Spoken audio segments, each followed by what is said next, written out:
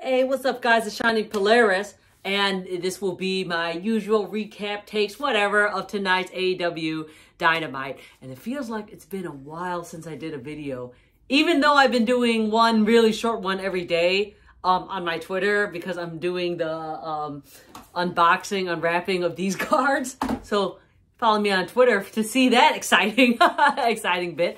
Anyhow, I'm just gonna go run down through the card today and what I think, what I think about it. So first, the really big news. This was Jon Moxley's return to Dynamite. So he came in, and all he did was basically just cut an opening promo, and it was obviously really cool to see him come out to the ring. But I will say, immediately when the show started, like after the crowd was cheering and it like kind of like died down, there was somebody in the crowd like screaming at him, like right off the bat, and he basically, cursed and tells security to kick that guy out. And that's crazy. Like, again, all you weird fans out there, like, the fact that you could hear the guy, that means he must have had like a seat pretty close. So you're going to pay all that and waste your time standing in line and all that just to yell at Moxley, and then obviously just got kicked out for that. It's so stupid. I mean, why can't people just be normal? But anywho, so he just said a few words and basically saying he's ready to, get back and got to find like a new opponent, that kind of deal. It was an overall really good opening promo and segment. I mean, anything Jon Moxley does is great. So anyhow, great to see him back and, looking good. Hopefully he's all better now and healthy and whatever, and we can continue seeing him on AEW and the big GCW show coming up too. So yay! Yay for Jon Moxley. All right. First match of the day. This was the big one and the match I wanted to see the most. This was the mixed tag team match of Adam Cole and Dr. Britt Baker versus Orange Cassidy and Chris Statlander. So, you got the power couple coming out, and then you have the other couple that came out too. Yeah, this was, I really like this match because, anything that Orange Cassidy does is it's so entertaining. But the fact is the match started out with Britt and Adam trolling the best friends, which I absolutely love. Like, they keep tagging each other out because in like the mixed tag AW rules or whatever, it has to be the men face each other and the women face each other. So to like get everyone frustrated, Adam and Britt just keep tagging each other out. So which forces Orange and Chris to tag themselves, out or in or whatever. So I really like that part. It was just very entertaining. I mean, for real, like, I really thought that Best Friends were going to win this, because I just feel like really everyone in the Best Friends are very good wrestlers. You got Chris, top woman wrestler, Orange Cassidy, one of the top people in AEW, the Best Friends tag team, one of the top tag teams, but somehow they keep getting really jobbed out to the Elite, which I know, the Elite, yes, they're like the top team, so that would make sense, but they just lose a lot. So I was like, okay, maybe Best Friends will win it here. And then the next match, right, it would probably be Adam Cole versus Orange Cassidy again, and that, Adam would win that. But anyhow, there was a very, very near moment where Adam Cole pinned Cassidy while Chris Statlander and Britt Baker fighting on the outside. Really thought that was going to be over for them, and Orange Cassidy still kicked out. And Britt and Adam made the huge shocked face. I screen grabbed that and I posted online because it was just so funny. But I myself was shocked too. But at the end, it took Britt and Adam a lot to finally beat Orange Cassidy, and yeah, the power couple won this. So almost immediately after that, you had Adam Cole cut a promo backstage, basically, saying to Orange Cassidy that he wants this thing to be over with. He already beat him several times. What else will he do? So this will lead up to next week's Beach Break episode, where he will face Orange Cassidy in like basically anything goes, no disqualification, lights out match. So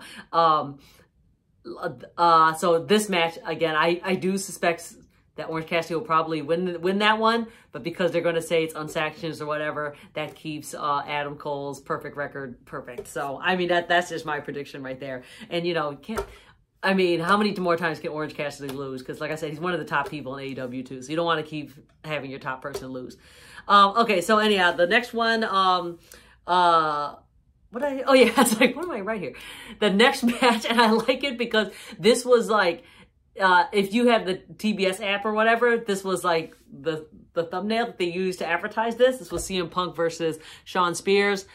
And this is, you know, like, I think it's kind of like with MJF thing, this is kind of like CM Punk's labor, I guess. He has to go through the pinnacle to reach MJF. So this time he's going against Shawn Spears. I thought, especially with Shawn Spears' match last week, and he cut this, like, you know, very heartfelt promo. I never thought CM Punk was going to lose. That's not what I'm saying. I just thought that Shawn Spears would put up a better fight. The match literally went 10 seconds. It was CM Punk gets right into the ring, hits his GTS on Shawn Spears, and killed him. And that was it. I was like, I got up to get water, and I'm like, wait a second, it's already over? Oh man, it was too funny. Like, I just could not believe how fast Shawn Spears lost in that. And of course it just ended up leading to CM Punk and MJF jaw-jacking each other. So what I am hoping this is for, because you know, everyone's saying, I mean, in the beginning, you would think, okay, CM Punk versus MJF at Revolution, that's obviously pay-per-view lovely match right there, but Revolution is still so far off. So now people are saying, because CM Punk kind of hinted, I guess, that this match will be first week of February, which will be the Dynamite in Chicago. That would be great if that happened. And I could see it happening because, like I said, Revolution is too far off, and this would be, you know, a great way to have this match, you know, in Chicago. So we're gonna see about that. But again, I wouldn't be totally surprised if they do keep that match down the line, you know, and somehow manage to save it till Revolution. But I think having it February 2nd in Chicago would be best, and not because I'm biased, because I have tasted that show. All right, so the next you have is there was a little fun segment. This is Christian Cage and Billy Gunn talking, and Christian Cage, who's like, you know, Jungle Boy's dad.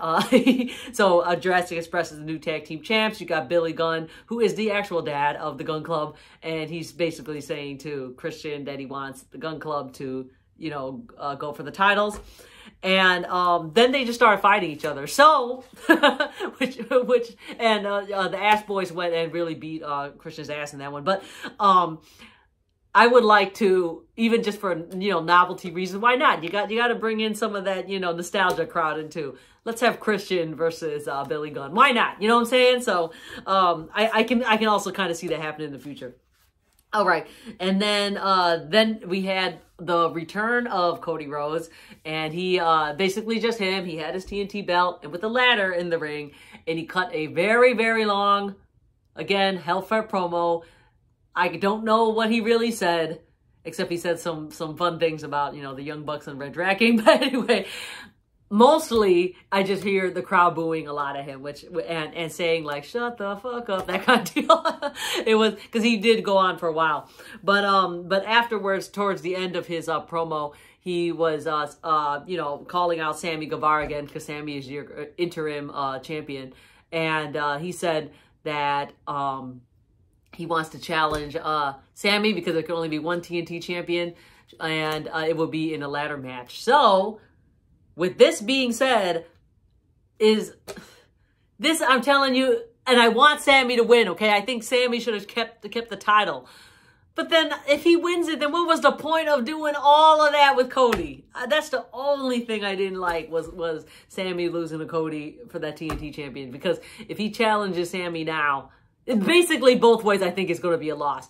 Cody wins against Sammy, everyone's going to be groaning, because then you're going to be like, what's the point of Sammy losing again? And then if Sammy wins, then you'll be like, what was the point of Cody winning? So anyhow, I don't know. At the end of the day, I'm going to say give it to Sammy, have him continue his run, and I guess we just act like him losing never happened. I don't know, but that's my thing about that. All right, the next is the House of Black, or Kings of the Black Throne. This is Malachi Black and Brody King debut versus the Varsity Blondes with Julia Hart. So I was hoping, like I hope many, many times, that we're going to see Julia Hart finally turning against Varsity Blondes, because it will happen, because she just looks so cute with her eye patch, and she's acting kind of like quiet, you know, not as jumpy as she used to be.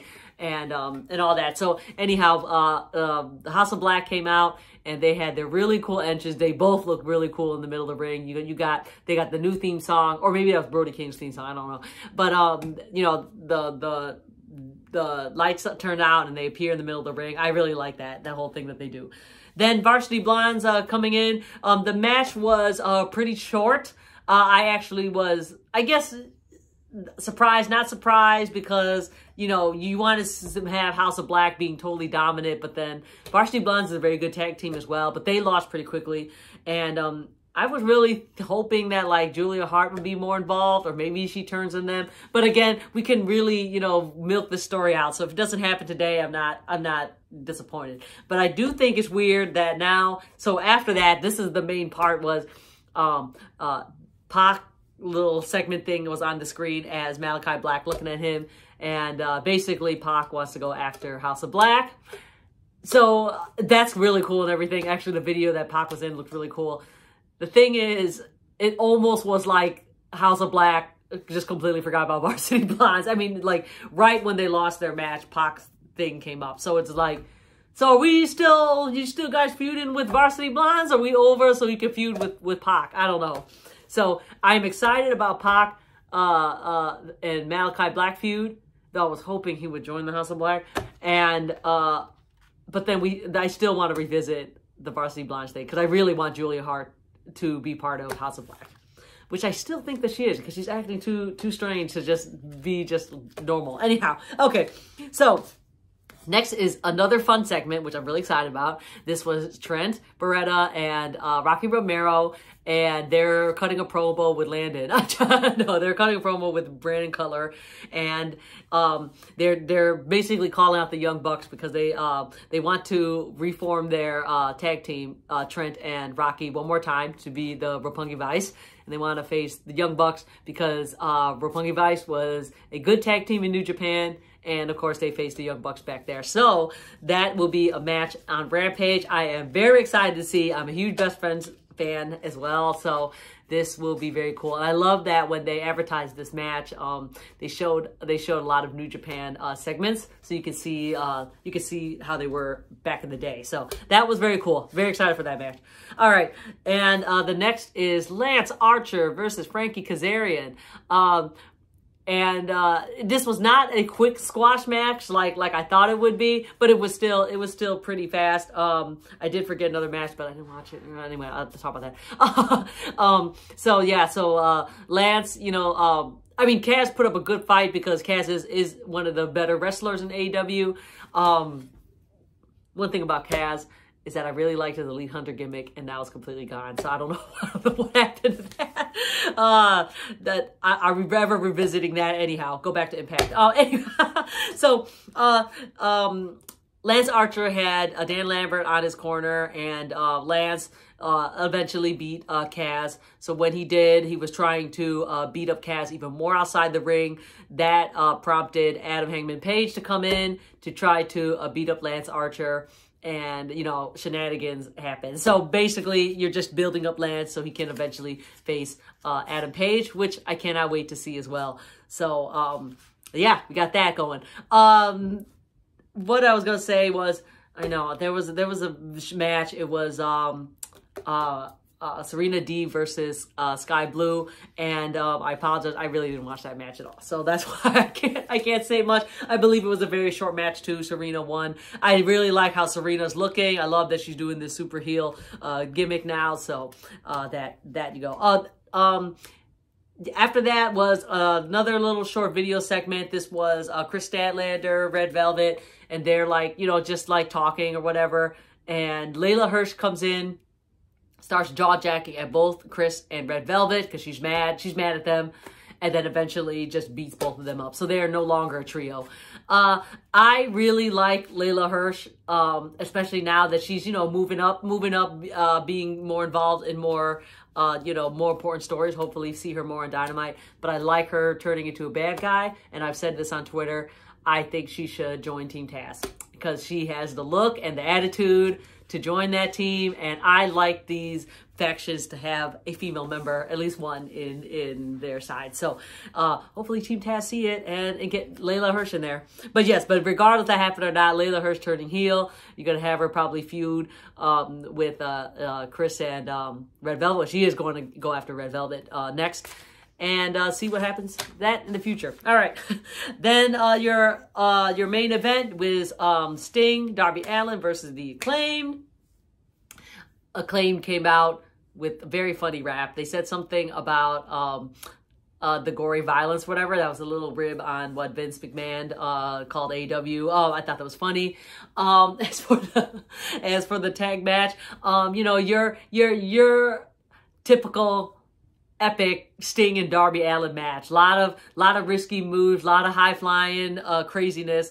Sting even did a spot. I think he like did something crazy, landed on Max. It was just, you know, I mean, for Sting being like 60, he's just amazing. All you people just hate on him. I don't know why. Sting is just, he's doing so good at his age. Anyway, yeah, you got the most over. I don't know if they're officially a tag team. They're obviously tag teaming together. I don't know if they're really a tag team, but super over, of course. Who's more over than Sting? They won against the Acclaimed, and there you go. So that is my review and take on this AEW Dynamite. Yeah, no, good episodes. Again, we're just slowly building up to Revolution, which will be in a little bit over a month. Can't wait. All right, so about me, where am I will be going next? The next I will be going is, believe it or not, the Royal Rumble, which will be in less than 2 weeks from now. And I'm really going on there as a last minute thing. So I'm waiting for the day before or day of to buy tickets because I'm just going to get something cheap. I just want to be there just to say that I am there. But then after that, the show that I am actually going to, and I planned out, that would be AEW Dynamite, February 2nd in Chicago. And then after that will be Week of Revolution. So there's going to be a big gap of where I'm not really going to any shows. I can't go to too many Impact shows because, again, I actually ran out of vacation time. That's why I can't do anything. So anywho, thank you guys for watching. Again, check me out on Twitter. I am doing this every day until I empty this box. I'm doing my unwrapping AEW cards, which have been a lot of fun. So follow me on Twitter at Shining Polaris. Follow me on TikTok, Shining Polaris AEW. I am slowly uploading my clips of Impact because there's some really good stuff that went on Impact a few weeks. And then I am back on Instagram. So follow me on Instagram at Shining Polaris as well for some very dumb takes and pictures. You know what I'm saying? So, all right. Thank you guys for watching, and I will see you next time.